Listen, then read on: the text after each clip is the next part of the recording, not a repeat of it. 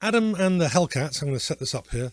I've known them for a few months because they were actually on a guest on the Invisible Man show there, and they're going to be guests again in a few weeks. Probably one of our more popular shows, as it turns out. Very friendly, very likable people. Obviously, we wouldn't have them back otherwise, would we?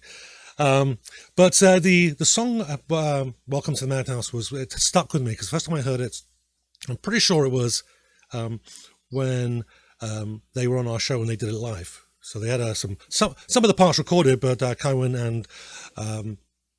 and Adam did it live, like right in front of us, and that's when it kind of stuck with me. And it was like, oh, I really like where this is going. It has a decent mood, and quite catchy as well. In the same way, you wouldn't necessarily be singing along with the words, but it's a song you remember. It's gonna stay with you. So Adam and the Hellcats are from Bristol.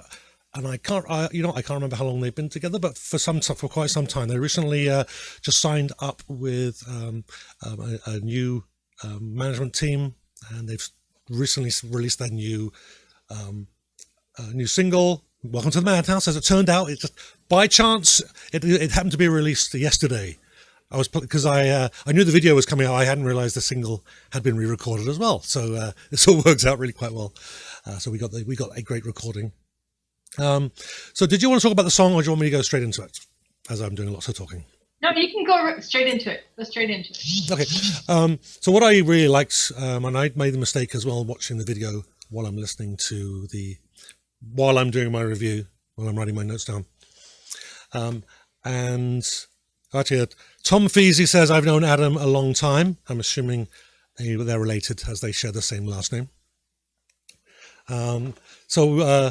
What was that? Yeah, so I was watching the video, so I got very distracted by the video there. I hadn't really spent that much attention to the lyrics, and let's try and listen to the lyrics, I just kept getting drawn back into this rather creepy video that they got. I thought it worked really well. Onto the song. Here we go. So I thought that like I said, the video was completely different from the other video for the other song, right? Because this one took a literal approach almost to the subject matter, whereas the other one was very, very abstract and almost and the opposites. So it starts with what I would say is a spooky howling, wind sounding vocals kind of pulled me in. You could see where it was going right away. The keyboard coming in sounding like a church organ. And then, of course, as the music came in, like the classic horror show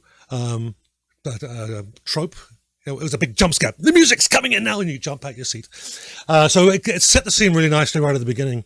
It's a very full energy rock song, and the chorus is like it's catchy. I mean, maybe you will be singing along to it, but so it's I bid you welcome to the Madhouse, and that kind of repeats a few times, and particularly when you've got the male lead and the female backing vocalist bidding you welcome to the Madhouse, you get that real feel that you're in there. And as it progresses, you get the that spooky keyboardy sound, and there's a fairly long keyboard break, and you kind of get that feeling as it goes on, and as the vocal ranges change. It's one of the vocal ranges, sorry, where Adam is now singing the backup for the chorus, and Kywin's now singing the lead. And at that point, it really starts to get quite chaos, and you kind of get this feeling of a Dickensian England with in Bedlam, literally in the madhouse, with the chaos going around. So I thought it was actually, so it was really, obviously it was a favourite of mine before I selected it for this. And the lyrics are, I think they're pretty quite spot on there. Snippets of how you feel. Like there's no real narrative in this one either, but there are snippets of how you feel. This is how it affects me. This happens, like a politician will base on, because he doesn't know how bad it is in here. I'm not quoting the lyric exactly, and there are a few like that as well. So I think it really picks up. You end up in that chaos. The Madhouse delivers. So I think it was a very well-rounded song. If I was to have anything to say, it would be that keyboard solo does seem a little long when you're watching the video because the keyboard player is a bit stationary. But I think that would be, other than that, I really don't have very much negative to say about this at all.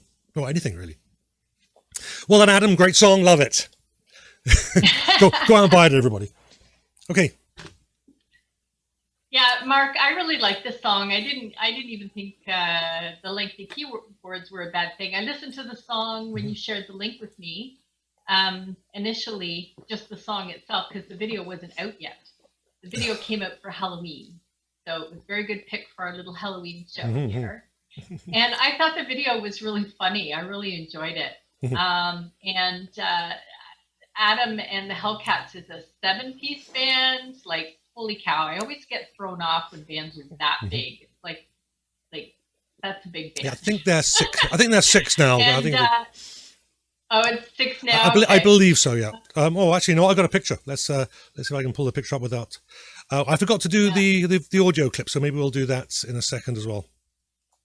Oh, sure. I just wanted to say though that I just asked Adam now online 7. if the girl in the video was band, and he said yes, she is. So you see that little blonde girl there? Yeah, that's Kywin. Yeah. So we've video. Kywin and Adam's in the middle. If you haven't figured it out, they were both on the show, on the Invisible Man show. Yeah, there you go. And you know what? We did skip the clip. I think it's definitely worthwhile hearing that 20-second clip. So let me.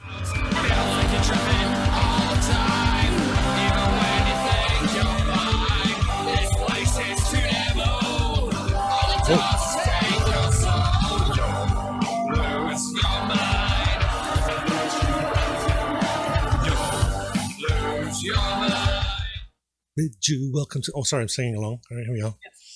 Okay. Really nice guitar. So we actually had Adam says 8. They're an 8-piece now. 8. So it's even bigger. God. So I went the wrong way. I knew there was a different number, but it was it had gone up and not down. There we go. Big band. Yeah. In fact, I think they did a live show from their practice space. I remember seeing all of them lined up, and they would look really small on the screen. There were so many of them. Anyhow, so Shalim has a comment. Let's have a look. So Adam and the Hellcats, welcome to the Madhouse. The first thing that hits me was the production value. It sounds excellent, ready for any radio station. It's catchy but not overdone, and there's a nice amount of creepy atmosphere in it. You won't get sick of it with repeated listens. I totally agree. Some of the choruses unintelligible, like the 2 minutes and 2 second mark. Alice Cooper fans would love this. Oh, so that was a period. It was some of the words were unintelligible. Period. Alice Cooper fans will like this. Right. So those are 2 different statements. Okay. Thanks, Shalim. Shalim, very specific there with the 2.02 mark there. I believe he's listened to this before. He's actually, I believe he became a fan when he saw them on the Invisible Man show as well. So, yeah, there we are. Very good. Yeah, here we are introducing music to our fans and our club. Yeah, and I would say actually, probably more so for the other shows we've. This is only our 2nd episode. Is that? Yeah. We invite people on the show who are not necessarily this kind of music that we would listen to. And I do all the bookings. So if we were just to do that, we would be very limited in the genres that we have on. But there are certain qualities. Are they good at what they do? Are they professional? And you can say there's quality here. And I'll bounce it off Phil and Ryan. And if I'm not sure, they say, yeah, I like these guys. These sound good. And then my horizons have changed massively because of the rock and roll stuff that Adam does. I wasn't listening to this time last year, right? And I started to listen to it, this kind of rock leading up to it. So this wasn't suddenly out of the blue. But yeah, all those different genres that we have been playing with, really just the world is so much brighter now. The world's got so much more to offer. Anyhow.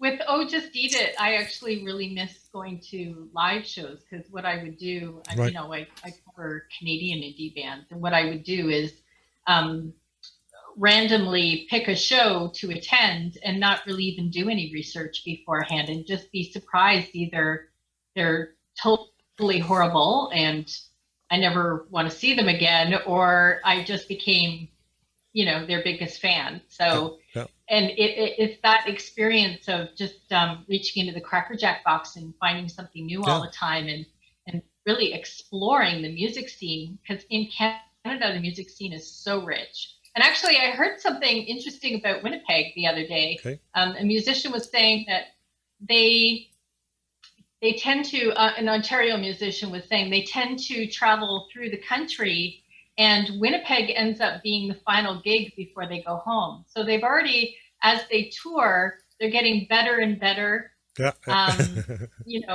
playing their songs. They're more practiced. They've been out on the road, just having a great time, working really hard. By the time they land in Winnipeg, they're doing fantastic.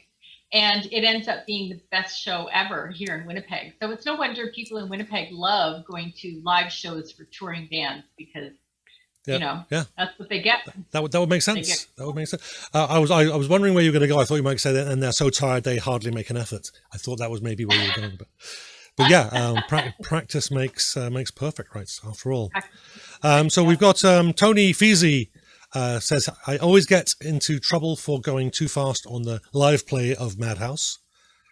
Well, you missed the conversation beforehand. Tony Feezy said, I've known Adam for a long time. And then Adam said, be quiet, Dad. Oh, hello, Dad. So you've known him for a little bit longer than I have, then, I guess. Yeah, okay. Yeah, so Shaleem says, became a fan and there's no turning back thanks to the Invisible Man show. Thank you much, Shaleem.